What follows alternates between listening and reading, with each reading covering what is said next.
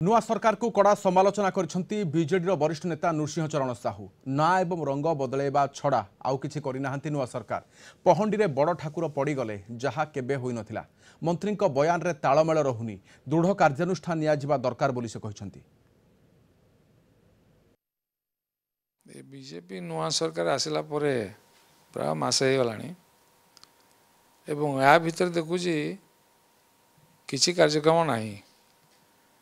मंत्री जड़े मंत्री प्रकार कहले आउ जड़े मंत्री आउ प्रकार कहते मद बाबद जड़े कहले बंद हम जड़े कहले बंद हम ना तेणु किए कौन कहूँ भितर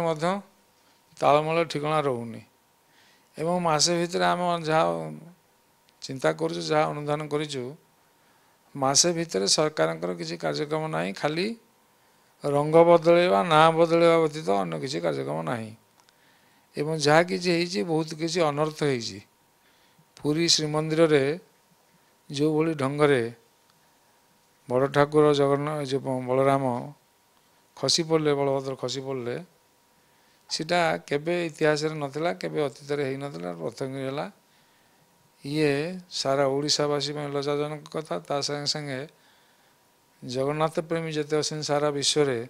समस्ते व्यतीत मर्माहत किंतु आमर जो आईन मंत्री एवं